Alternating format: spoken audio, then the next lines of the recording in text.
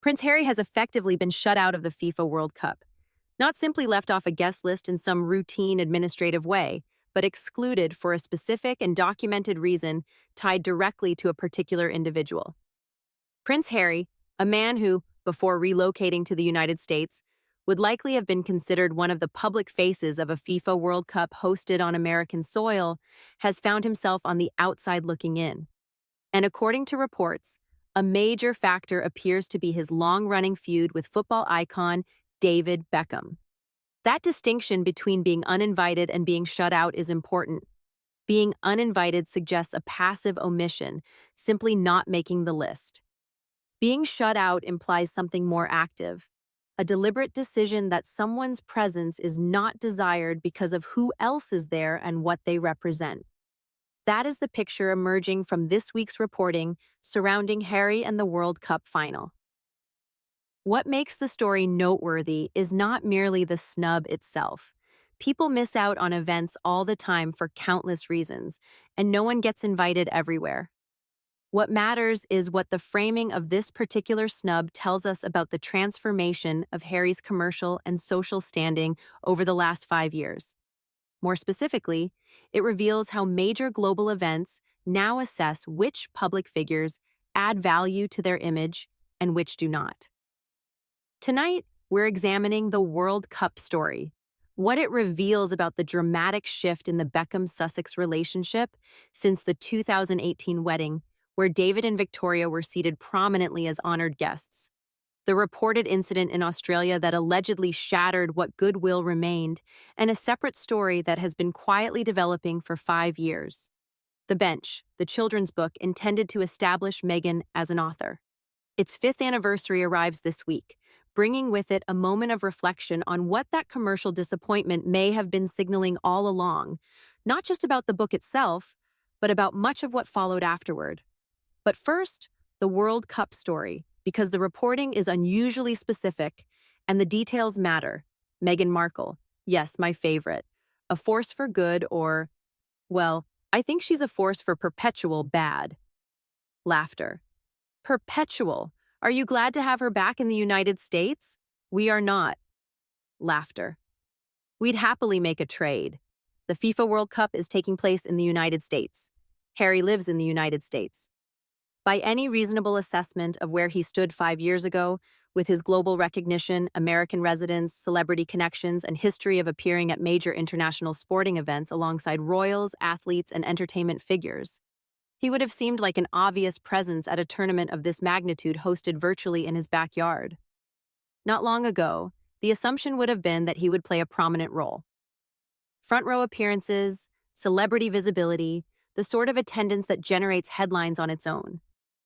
Much like the role he occupied during the London 2012 Olympics, back when the Sussex narrative was still enjoying its early wave of popularity. But that is not the case today. The reporting from Rob Shooter is quite direct. David Beckham. Harry has not been invited to the FIFA World Cup final. Prince Harry has not received an invitation to the FIFA World Cup final, and insiders tell Naughty But Nice that the explanation is straightforward. David Beckham, the football legend, is expected to be one of the event's biggest attractions, while Harry will not be attending at all. David Beckham is anticipated to be among the most prominent names associated with the tournament.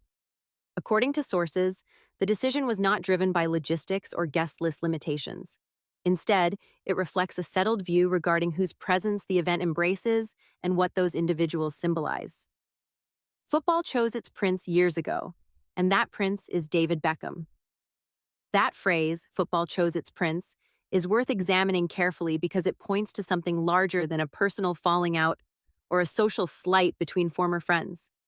It reflects a status judgment made by one of the world's biggest sporting events regarding which public figures elevate the occasion and which may complicate it. Once those kinds of judgments are made at the level of a major international institution, they tend to endure. They are built on accumulated public perception, how someone is viewed, what their appearance communicates, and what effect they have on the event around them, not simply on a single incident. That is why the World Cup story matters. It serves less as a tale of a broken friendship and more as an indicator of a broader trajectory. The sting is amplified because Harry and Meghan were once considered close to David and Victoria Beckham. That friendship reportedly unraveled after the Sussexes allegedly accused the Beckhams of leaking stories to the British press. David never forgave it, one source claims. The accusation destroyed the trust. According to those quoted in the reports, the relationship had already been irreparably damaged long before the World Cup decision was ever made. In that sense, the current exclusion is not being framed as a response to recent behavior, but as the lingering consequence of a breach that occurred years ago and was never repaired. The allegation that David and Victoria Beckham had been leaking stories to British newspapers, an accusation reportedly directed at people the Sussexes once regarded as trusted friends, is described as the decisive moment that ended the relationship. David never forgave it. The accusation destroyed the trust. Once that line had been crossed, there was no repairing the relationship. If Hollywood today is giving you the deeper context on stories like this, the details behind the headlines, the 5-year perspective, the broader structural analysis, rather than just the latest development, the like button costs absolutely nothing, and it helps this channel reach viewers who enjoy this kind of commentary. David Beckham traveled all the way to Australia, and Harry reportedly told him he didn't have time to meet. He wasn't interested in seeing him. He was too busy. So there was Harry preparing for a football-related engagement, an important one at that, and David Beckham was essentially brushed aside. And remember, we're talking about David Beckham. Whatever else people may say, he remains football royalty. The Beckham allegation deserves closer scrutiny because it fits into a much larger pattern regarding how the Sussex operation has often responded to negative press coverage. Rather than accepting that unfavorable stories can emerge from multiple sources and for multiple reasons, there has often been a tendency to identify a specific individual or institution as the central culprit behind the coverage. At the time these allegations were made, Harry and Meghan were at the center of one of the most heavily covered royal stories in modern history. The volume of media attention surrounding them was enormous and was coming from countless directions simultaneously. Information was emerging from within royal circles, from individuals who had known them throughout various stages of their lives, from people connected to different institutions they had interacted with over the years, from sources described as close to the couple, and from the broader media ecosystem that inevitably surrounds any public figure generating controversy on that scale. The idea that such a vast amount of coverage was somehow being orchestrated by one celebrity couple, two people who themselves have little affection for media intrusion and no obvious incentive to undermine former friends, simply does not withstand even a basic level of examination.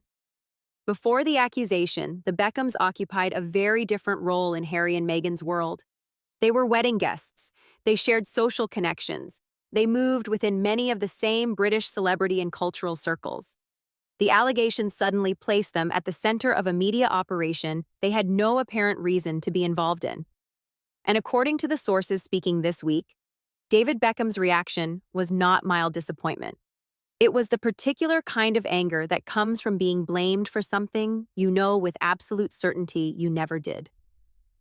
Then came Australia. David made the trip. A significant journey undertaken specifically to see Harry and maintain what had once been a genuine friendship, despite the tension already created by the accusation. But Harry didn't make time for him. He was busy. Harry was preparing for an important football-related event, one of the biggest sporting occasions taking place in that region at the time. Meanwhile, the man who had traveled across the world to see him and have a conversation couldn't secure even a brief meeting. David Beckham made the journey and ultimately left without speaking to Harry a single time. According to the reporting, that incident in Australia became the moment that permanently sealed the split. Not merely the accusation itself. In theory, difficult conversations can sometimes be worked through if both parties are willing to address them directly. What proved decisive was the combination of the accusation and what followed immediately afterward. First came the claim, "You betrayed me." Then came the refusal to meet. And that second action communicated something very different. It suggested that repairing the relationship was not considered important enough to make time for. The accusation said one thing. The no-show in Australia said another. This friendship isn't worth the effort required to fix it. Since then, the Beckhams have steadily gravitated toward William's circle, and that shift has been both visible and consistent. David Beckham has publicly supported a number of Williams' charitable and sporting initiatives. At the same time, Catherine has frequently worn Victoria Beckham designs in highly visible settings, giving Victoria's fashion label exactly the kind of Royal Association luxury brands value. The alignment is no longer subtle. And because it is so public, the broader realignment has also become public. Anyone observing both relationships over the last several years can see them moving in opposite directions. One connection faded, the other strengthened. Now the World Cup story has provided perhaps the clearest and most prominent example yet of where that realignment ultimately led. Beckham became one of the faces associated with the largest sporting event on the planet. Harry was nowhere to be seen. Subscribe to Hollywood Today so you never miss our next deep dive, and let us know your thoughts in the comments. Do you believe the allegations against the Beckhams were ever supported by anything credible? Or was it a major miscalculation about where the leaks and briefings were actually originating from? A mistake that ultimately cost Harry one of the few globally famous friendships he still had?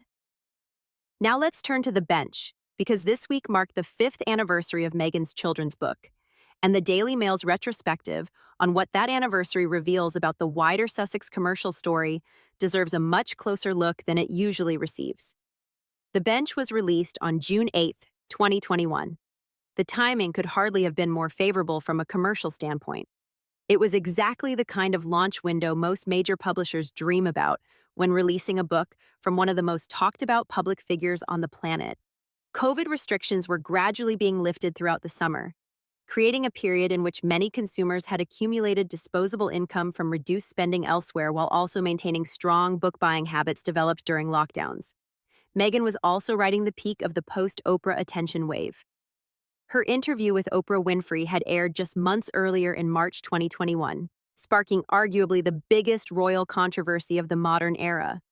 At that moment, Meghan and Harry were generating headlines at a rate matched by very few public figures in either Britain or the United States. The book arrived with the backing of Penguin Random House, one of the largest and most influential publishing houses in the world, operating under a reported 4-book deal worth approximately $40 million across Harry and Meghan's projects. Yet despite all of that, The Bench sold just 3,212 copies during its first week in the United Kingdom. It failed to enter the UK official top 50. And that is significant because of the timing. This was the height of the post-Oprah media surge. The controversy was global. The publicity machine was fully engaged. Penguin Random House was promoting the release.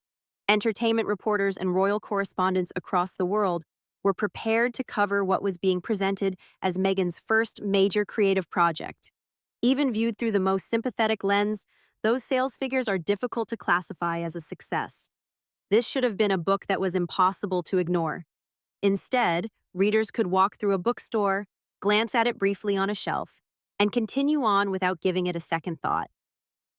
3,212 first-week sales are what the aggregate result of those consumer decisions looked like. The book was marketed as an exploration of the unique bond between father and son, viewed through the perspective of a mother. That premise immediately presented an obvious challenge. Commentators raised the issue at the time, and many readers likely noticed it before they ever opened the book. Meghan's own relationship with her father had completely broken down in public view and had already become the subject of years of international media coverage. Thomas Markle had been excluded from his daughter's wedding. Communication between them appeared limited to media interviews and public statements. Their estrangement had become one of the most visible father-daughter ruptures in modern celebrity culture. Against that backdrop, publishing a book celebrating the emotional beauty of the relationship between parent and child was always going to attract attention. The central theme of the book and the author's most publicly recognized family reality were pulling in opposite directions. Whether readers consciously articulated it or not, many seemed to process that contradiction instinctively. But what makes the 5-year retrospective especially interesting goes beyond the disappointing launch numbers. The first week's sales were weak enough. The more revealing story is what the 5 years that followed have shown about the broader commercial trajectory. The reported $40 million Penguin Random House agreement covered 4 books. The Bench accounted for one, Harry's memoir Spare accounted for another.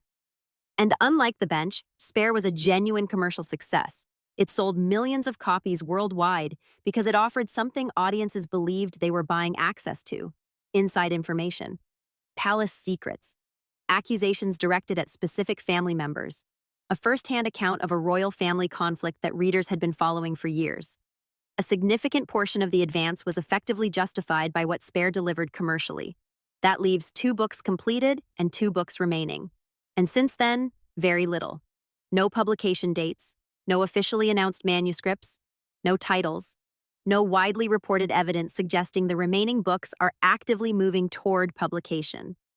The Daily Mail's retrospective argues that the publishing arrangement appears to have quietly reached the end of its most active phase without those additional books ever materializing. Much like Netflix and Spotify before it, Penguin Random House appears to have moved forward without renewing the relationship at the original scale. There were reports at various points about a joint wellness book from Harry and Meghan that never emerged. There were also reports suggesting Meghan was working on a memoir of her own. A Vanity Fair article even referenced a manuscript reportedly being developed as a contingency against a possible future Sussex separation, a post-divorce book prepared before any divorce had actually occurred. That detail stands out, not necessarily because it tells us anything definitive about the marriage itself. The sources cited do not really settle that question. What makes it interesting is what it may reveal about the underlying commercial strategy. Developing a manuscript in anticipation of a future event can be perfectly rational from a business perspective if that future event is expected to have significant market value. But it also suggests something else. If the commercial plan depends heavily on a story that has not yet happened, then the operation may be positioning itself around the potential narrative rather than the independent appeal of the individuals involved in the present moment. That is what the 5-year anniversary of The Bench helps make visible. It reveals the overall shape of the commercial arc. The major early agreements, Netflix, Spotify, and Penguin Random House, were all built around a similar proposition. A royal couple had left the most famous institution in the world, and audiences were willing to pay for explanations. The promise was access to that story through documentaries, interviews, books, and other commercial formats capable of attracting a global audience. That story was genuinely fresh, genuinely important, and for a time it absolutely justified the enormous sums that companies were willing to spend to secure it. The institutions making those investments were not buying random celebrity content. They were buying access to a story that carried real urgency and attracted enormous public interest. But every story has a life cycle. Its value is at its highest in the beginning, and the numbers from the years that follow demonstrate that reality with remarkable clarity. Music. The 2022 Netflix documentary centered on the royal conflict generated 81.6 million viewing hours during its first week alone. By comparison, the 2025 lifestyle and cooking series, which largely stepped away from institutional conflict and instead focused on domestic life in California, generated roughly 5 million total views and ranked 383rd globally in Netflix's engagement report for the first half of 2025. Below a 2014 episode of Peaky Blinders. Below a children's cartoon. Music. Same streaming platform. Same overall deal structure. Same woman. What changed was the story. One project offered royal conflict, the other offered jam. And stories built around crisis come with an expiration date. Their commercial value declines not because more content stops being produced, but because the event itself gradually moves further into the past.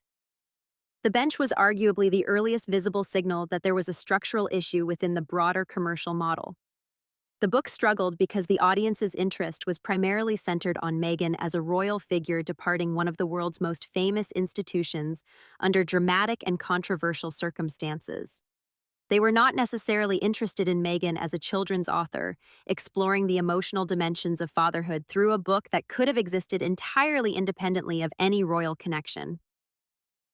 When public interest is attached to a story rather than to an individual, that interest does not automatically transfer to every project the individual launches afterward. The story generates the demand. The person does not automatically inherit it. The attention remains attached to the original premise, and once that original premise loses its novelty, Future projects are forced to succeed or fail on their own merits. Over the last 5 years, that lesson has repeated itself across multiple industries, multiple formats, and multiple business partnerships. The Netflix relationship ended with an equity exit in March 2026. The Spotify partnership concluded without renewal. The Penguin Random House agreement remains incomplete, with the remaining books still absent. The As Ever brand experienced a substantial decline in American web traffic, nearly halving within 4 months in the very market where its products are sold. Different businesses, different products, different industries. Yet the same pattern appears again and again. A massive initial agreement fueled by the royal story and the extraordinary public fascination surrounding it at the moment those contracts were signed. Then gradually declining performance as time passes, institutional distance increases, and audiences reassess their level of interest.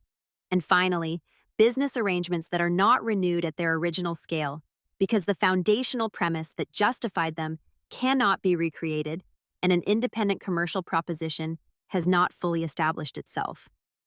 The Bench sold 3,212 copies during its first week when it debuted in 2021. 5 years later, the broader commercial operation built upon many of the same assumptions has seen several of its most significant partnerships reduced, restructured, or brought to an end. At the time, very few people treated the book as a warning sign. The larger deals were still arriving. The broader story was still generating attention. The momentum still appeared intact. Looking back from a 5-year distance, however, the Bench now reads almost like a miniature version of everything that followed. The entire trajectory was visible in condensed form before the larger pattern had fully unfolded. Before we finish, there is one additional story from this week worth mentioning, because it provides an interesting contrast and says something about the difference between genuine long-term public affection and the commercial version of longevity. Letters and postcards exchanged between Princess Diana and the late British actor Terence Stamp have gone up for auction this week. The correspondence dates back to 1991 and reflects a friendship marked by comfort, warmth, and familiarity. There are discussions about lunch plans, thank you notes for champagne, references to Prozac delivered with Diana's characteristic sense of humor. At one point she jokes, "3 cheers for Prozac, not the American variety," I hasten to add. There are also playful postcards carrying a lightheartedness that the formal public version of Diana was rarely able to display. One featured a photograph of a bare female breast accompanied by the caption, "All the breast from London." Another posed a humorous question with the punchline hidden inside the card. What these letters reveal is the side of Diana that people often found most appealing. Not the carefully managed public figure, not the royal icon, but the private person. Warm, funny, irreverent. A woman comfortable enough to send slightly mischievous postcards, thank friends for champagne, and joke about medication with the kind of ease that comes from genuine trust. She appears entirely relaxed in these exchanges, not performing a role, not presenting an image, simply being herself around someone she trusted enough to let the mask drop. The letters contain no institutional bombshells, no damaging revelations, no political secrets. Instead, they capture something far simpler, a person being a person, affectionate, humorous, slightly irreverent. Music. Human in the same way all of us are when we believe nobody is watching and when we trust the recipient enough to stop performing altogether. And what makes these letters especially relevant in the current context is not actually their content, entertaining though that content may be. It is what Terence Stamp chose to do with them. He kept them for 30 years. He kept those letters through Diana's death. He kept them through the enormous global demand for anything connected to her legacy. Through the documentaries, through the biographies, through the auctions, collectors, publishers, and estates all competing for material linked to her memory. And yet he never sold them. He never leaked them. He never sat down for an interview explaining what Diana had privately told him or revealing what she was supposedly like when nobody else was around. He simply protected what she had entrusted to him and kept it private for the remainder of his life. Only after his death did his estate decide to allow the correspondence to be auctioned. That decision belonged to the estate. It did not belong to Terence Stamp. And that distinction matters. Throughout her life, Diana placed her trust in many different people, not all of them wisely. But the people she trusted best were often the ones who understood a simple principle. When someone extraordinary lets you into their life, that access is not automatically something to be monetized. It is a responsibility. The people who understood that difference, who saw trust as something valuable in itself rather than as a commercial opportunity, were often the people Diana remained closest to. Terence Stamp understood that distinction. For 3 decades, through Diana's death, through the worldwide fascination with her memory, through every opportunity to transform private correspondence into headlines, publicity, or profit. The letters remained private. They survived untouched because the friendship itself was genuine, and he treated what was genuine as something worth safeguarding rather than as an asset waiting for the right deal or the right market opportunity. Those represent 2 fundamentally different ways of understanding the value of someone's trust. The contrast with the model that has increasingly defined the Sussex commercial operation does not really require spelling out. Some things are worth keeping, and the people who understood which things fell into that category were often the people Diana turned to when she wanted honesty rather than performance. So what does the Beckham story tell us about the way the Sussex operation evaluated and handled its own friendships when those relationships became inconvenient? And does the 5-year retrospective on the bench alter how you view the larger commercial ambitions behind the post-royal project? Were these ultimately failures of execution that stronger management could have corrected? Were they failures of concept embedded in the design of the post-royal business model itself? Or do they point towards something more fundamental, a disconnect between what audiences were genuinely interested in and what was being offered once the departure story had naturally reached the end of its life cycle? Let us know your thoughts in the comments below. Subscribe to Hollywood Today so you never miss the stories we cover next. And if you enjoy this kind of long-form analysis, the like button is one of the simplest ways to support the channel and help us keep producing it.